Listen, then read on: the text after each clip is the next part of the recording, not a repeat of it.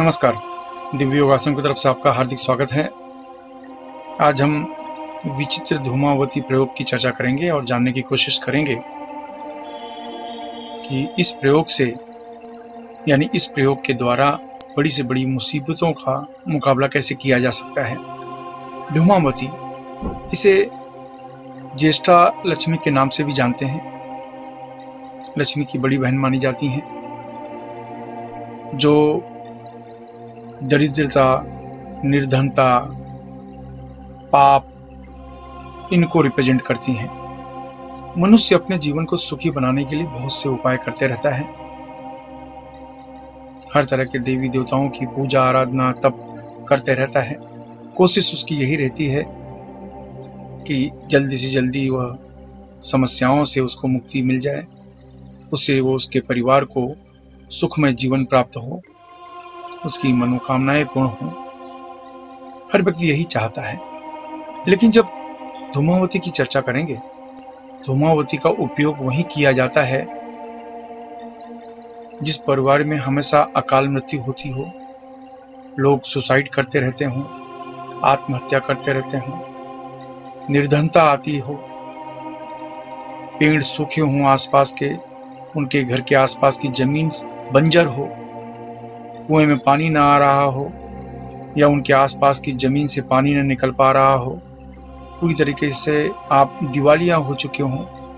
एक समय था कि जब आप राजा की तरह जीवन जीते थे, लेकिन अब आप दरिद्र हो चुके हैं, पूरी तरह से रोड पर आ चुके हैं। ऐसी परिस्थिति में अगर आप हैं तो आपको धूमावती प्रयोग करना चाहिए। निर्धनता सिर्फ पैसे को नहीं कही गई है कि आपके पास धन की कमी है तो आप निर्धन हैं, ऐसा नहीं कहा गया है। निर्धनता तो आप ऐसे भी कह सकते हैं, घर में हमेशा कोई न कोई बीमार रहता हो, घर में भुखमरी आ गई हो, शत्रु परेशान कर रहे हों, शत्रु जीने नहीं दे रहा है, परिवार में क्लेश हो, परिवार में दुश्मनी बढ़ती चली जा रही हो, भूमि पर विवाद चल रहा हो, पानी के विषय पर विवाद चल रहा हो, जमीन जायदाद के विषय पर विवाद चल रहा हो। इन सब चीजों से मन का तनाव बढ़ता चला जाता है। इसकी वजह से स्वयं तथा स्वयं का परिवार प्रभावित होता है। और जब जीने मरने की नौबत आ जाती है, जब कोई उपाय नहीं रहता, तभी धूमावती का प्रयोग करते हैं। धूमावती का प्रयोग सामान्यतः नहीं किया जाता।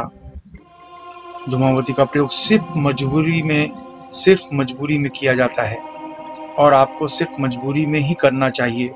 जब चारों तरफ से कोई उपाय न हो, तब धूमावती का उपयोग करना चाहिए।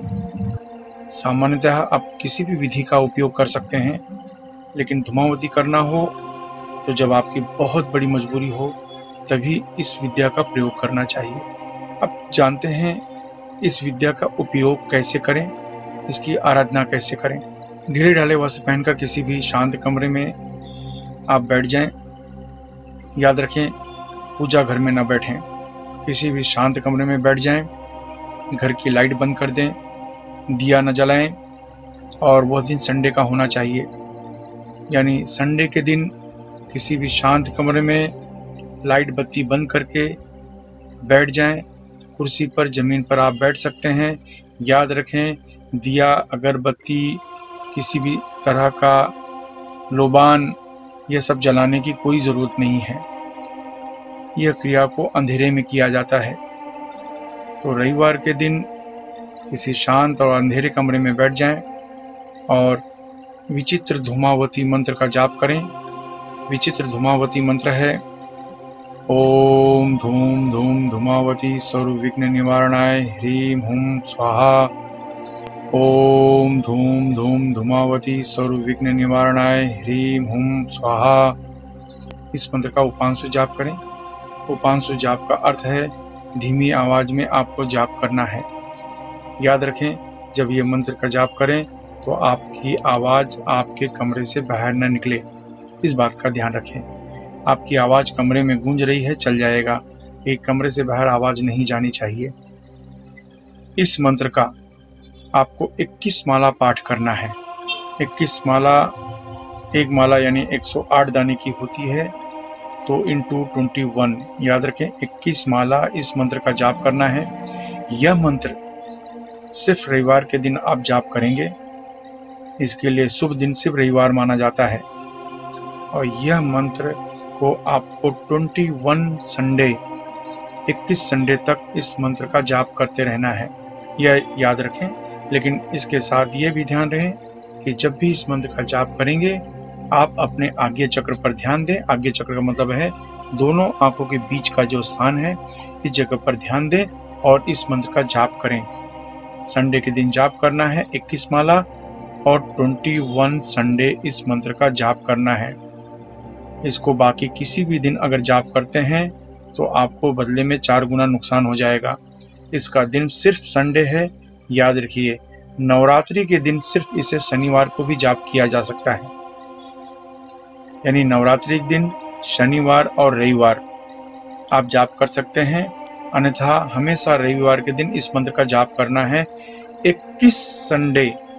यह आपकी सभी प्रकार की मनोकामनाओं को पूर्ण करता है। मैं फिर से रिपीट करता हूँ, रविवार के दिन शांत कमरे में लाइट बंद करके अंधेरे में आपको बैठना है। किसी भी तरह का आप कपड़ा पहन सकते हैं, कोई नियम नहीं है।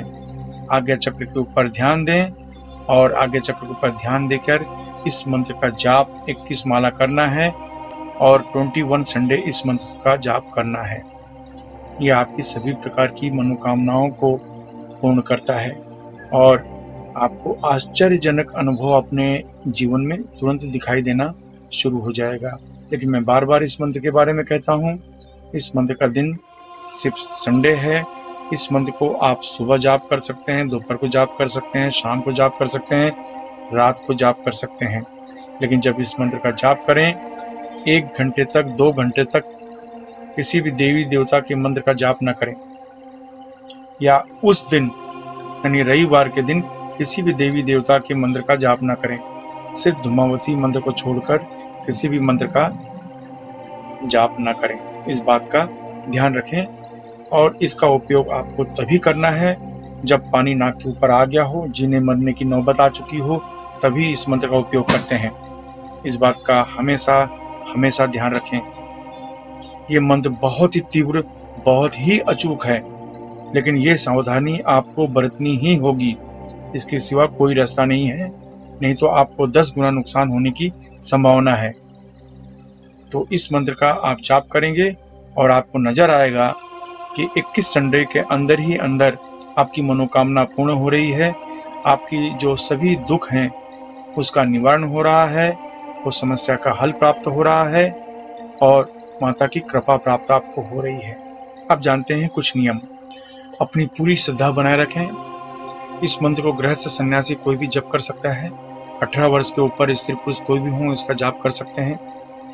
इस मंत्र में दीक्षा की जरूरत इसलिए नहीं होती क्योंकि आप अपने आज्ञा चक्र के ऊपर ध्यान देकर इस मंत्र का जाप करते हैं। इस मंत्र से शरीर में अत्यधिक गर्मी पैदा होती है, इसलिए ढीले ढाले वस्त्र पहनकर अभ्यास करें। महिलाओं को सम्मान दें। साधना के दौरान नाखून बाल नहीं काटने चाहिए या कटवाने चाहिए। पति पत्नी मिलकर अगर इस मंत्र का अभ्यास करें तो 10 गुना अधिक लाभ मिलेगा। इस मंत्र के अभ्यास से पसीना आना, बार बार बाथरूम जाना, सर्दी जुकाम, इस तरह की समस्याएं हो सकती हैं, लेकिन डरे नहीं। अगर आप नौकरी कर रहे हैं, बेरोजगार हैं या विद्यार्थी हैं, गृहिणी हैं, तो इस मंत्र को पूर्व दिशा की तरफ मुंह करके जपें।